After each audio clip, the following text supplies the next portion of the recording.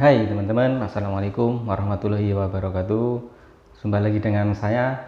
Nah, di sini saya akan bercerita atau menjelaskan dari tahap-tahap, yaitu proses penanaman melon apa saja. Saya akan menjelaskan dari mulai proses pengolahan lahan ya teman-teman.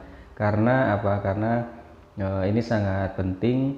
Nanti akan saya jelaskan ya, akan saya buatkan video dari awal pengolahan sampai pokoknya saya ambil yang penting-penting ya, yang wajib diketahui untuk pemula dalam bidang pertanian, yaitu khususnya melon ya teman-teman. Jadi apa-apa saja. Nah, yang kali ini akan saya bahas yang pertama adalah soal pengolahan lahan atau pembuatan bedengan dulu ya teman-teman. Nah, oke teman-teman, bagaimana videonya, bagaimana penyampaian saya nanti ini saya akan menyampaikan berdasarkan pengalaman saya ya teman-teman. Oke teman-teman, simak saja videonya sampai selesai. Pertama, saat kita akan mulai menanam melon, yang harus kita perhatikan yaitu kualitas tanahnya ya teman-teman. Entah itu letaknya atau tekstur tanahnya atau jenis tanahnya. Jadi kita sebagai petani melon harus tahu kita mencari lahan yang panasnya mencukupi ya teman-teman. Di sekelilingnya tidak ada pohon-pohon yang rindang, jadi sinar matahari akan terkena tanaman melon yang full ya, yaitu yang pertama. Dan yang kedua, jenis tanah, yaitu cari tanah yang subur ya teman-teman. Ciri-ciri tanah yang subur itu sebenarnya sangat mudah. Ketika ditanamin jenis tanaman lain, entah itu padi, jagung, nanti akan subur ya. Beda lagi kalau jenis tanah, biasanya tanah yang bukan tanah hitam ya, tanah yang putih. Saya ada satu lahan pernah saya tanamin melon dan hampir berhasil ya teman-teman, tapi masih gagal karena tanahnya memang kurang subur, yaitu waktu ditanamin padi saja padinya kuning. Jadi itu kekurangan yaitu seperti entah itu humus, entah itu humid acid atau lain-lain, jadi kekurangan nutrisi intinya teman-teman. Untuk tanah sebaiknya cari tanah hitam, tanah yang biasanya rata-rata di daerah Jawa Timur, khususnya di Magetan, atau ada juga tanah yang agak kemerah-merahan atau tanah hitam yang ada bercampur pasir juga ada, jadi itu yang bagus. Kalau di sini rata-rata tanahnya tanah hitam teman-teman. Jadi tanahnya seperti itu yang kedua. Dan yang ketiga yaitu pembuatan bedengan. Pembuatan bedengan sendiri harus sesuai aturan ya, jangan terlalu cetek ya. Kalau untuk melon apalagi pas musim hujan, kita harus membuat paritnya itu sedalam minimal 30 cm ya. 30 cm bisa lebih. Kalau di sini ya rata-rata 30 cm ya, sampai 40 cm paling dalam. Jadi sekitar 2 garpu, dan lebarnya yaitu sekitar bisa 30 sampai 40 ya. Jadi jarak amannya yang 40 cm-an. 40 sampai 50 ya tergantung petaninya juga. Yang penting jangan terlalu rapat ya nanti, karena kalau melon tumbuh, kecuali melon yang direbahkan tanpa lanjaran. Kalau yang saya bicarakan ini yang ada lanjaran, ada ajirnya. Nanti kalau paritnya terlalu rapat, melonnya naik, daunnya terlalu rimbun, nanti saat kita melakukan perawatan atau penyemprotan susah.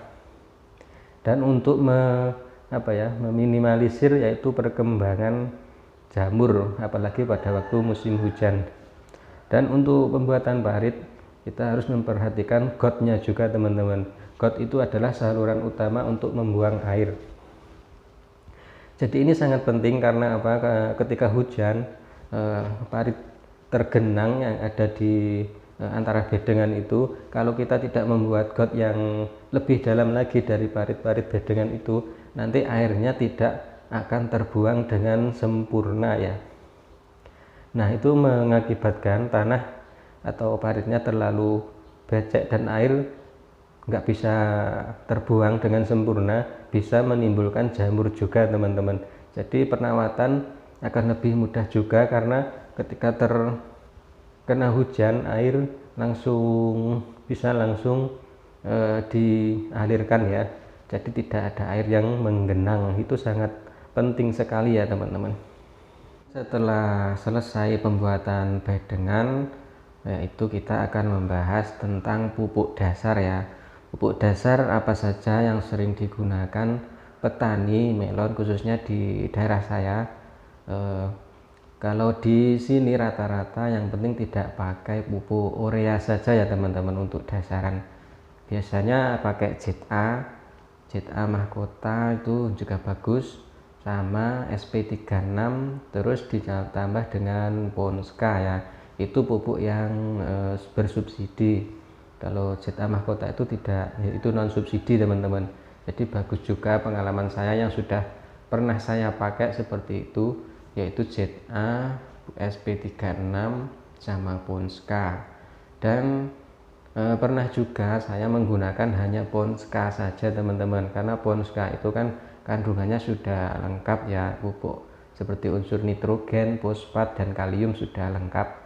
Kalau urea, bukan urea teman-teman, ZA. Kalau ZA itu kandungannya yaitu nitrogen dan sulfur ya teman-teman. Kalau tidak salah nanti bisa dicek di bungkusnya atau di karungnya. Dan pemberian pupuk dasar bisa dengan dua cara ya. Misalkan kita menggarbu satu garbu untuk buat bedengan, itu kan biasanya kita kalau di sini ada yang diberikan pupuk dasar terlebih dahulu, nanti ditimbun lagi waktu penggarbuan yang kedua kita timpakan di atas pupuk, dan kemudian atasnya lagi diberikan dasaran lagi teman-teman. Jadi seperti dua sap seperti itu ya. Jadi akarnya yang ke dalam nanti bisa mendapatkan pupuk juga, dan ada juga yang langsung di atasnya saja teman-teman. Jadi setelah bedengan jadi, sekitar beberapa hari didiamkan, sekitar 1 mingguan, lalu diberikan pupuk dasar, kemudian diratakan atau dihaluskan bagian atasnya sambil mengaduk. Kalau lebih bagusnya sebenarnya diaduk ya, pupuknya diaduk dengan tanah. Kalau tanahnya yang sudah kering bisa menggunakan cacah ya, tapi kalau musim hujan nggak bisa ya, cukup kita ratakan saja. Lalu kita waktu penutupan plastik mulsa, kita nunggu kalau musim hujan biar kehujanan dulu ya pupuknya, biar maksudnya biar meresap ke dalam. Kalau kita taburkan langsung ditutup itu kurang efektif ya. Seenggaknya kita siram dahulu ya, agar pupuknya larut dan meresap ke dalam tanah. Dan campuran-campuran yang lainnya kita bisa memberikan yaitu dolomit teman-teman.